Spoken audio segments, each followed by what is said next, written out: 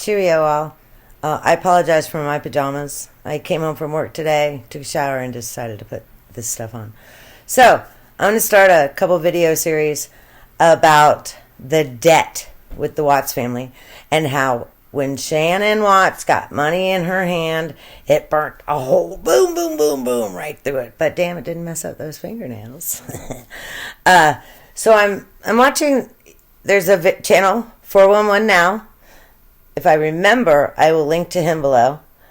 He does a 3-part series about their debt. And just straight up, there's many things that he's incorrect about.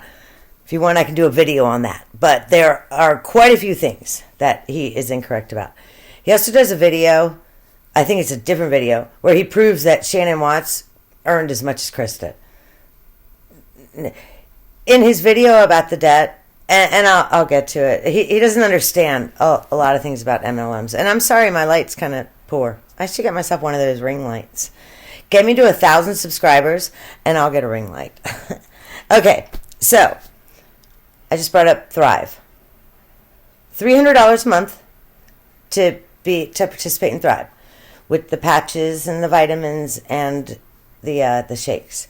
So she and Chris were signed up for that. That's $600 a month. If I'm remembering correctly, 411 Now doesn't even include that in their expenses. And he gets them down to where they have $9 a month left or something. Well, he's not including that. Shannon was part of the $80,000 a month club. Okay, remember, I don't know anything about MLMs. Well, that's not true. I am not exposed to MLMs because I don't have a Facebook page. I tell everybody, get rid of your Facebook page. Delete, deactivate it. Don't just stop using it. Deactivate it. Show the big tech guys that they're not going to control your thinking and what you see and all that kind of stuff. Remember, Facebook hid everything about Hunter Biden's laptop, and it turns out it's all true. And yes, on a side note, it's really creepy that Joe Biden was taking showers with his 16-year-old daughter. But anyway, I digress. But it wouldn't surprise me one bit if Shannon had a couple fake personalities. And not that, but I mean, fake profiles, fake email and everything. And these were more of her sellers. And then when she got a real person, she could send that real person through her own fake account. And if you understand what I mean, I don't think she was trying to scam. I would assume a lot of MLM reps do this. You have to create a fake personality because if you don't get that 5th recruit by the 10th of the month, you're not going to get your $800 car allowance. That's another thing about the car allowance. 411 Now, doesn't bring that up one bit. He talks about how they didn't have a car payment. Okay, well, they didn't have a car payment if Shannon met certain requirements, and she had to meet those every single month. And I don't know what they were, but I know it was definitely new recruits. You had to have a new recruit. Okay, so is it cheaper to sign up one new recruit under a fake identity for $300, because that's what it costs to start, and so that you can make your car bonus, or do you let that go and just pay your car payment that month of $800? So do you see what I'm saying? She looks at it and says, well, I'll save $500 if I do this, because then I don't have to pay the rest of my car payment. So this woman did not deserve to get murdered. All I'm saying is I can see why he snapped and lost it. Oh my goodness. He talks about he was not allowed to have access to the money because he sold his 4-wheeler and he still owed money to the bank. Okay, well, he made a mistake and he may not have understood how all that worked. It was his very first time.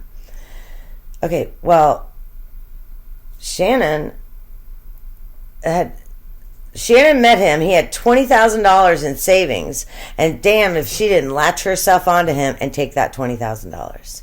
Think about this. His dream car, that Ford Mustang. You know, on a quiet night, you can hear a Ford rust. I'm a bow tie girl. Chevrolet all the way. But where's the Mustang? She bought him a supercharger for it because she didn't get pregnant in 6 weeks with Bella. So they gave up trying. Oh, that's a whole nother video about how all the different stories this man tells. He tells a lot of lies, but anyway. Okay, so I brought up those fingernails. I obviously do not get my fingernails done. But I used to, and it was years ago.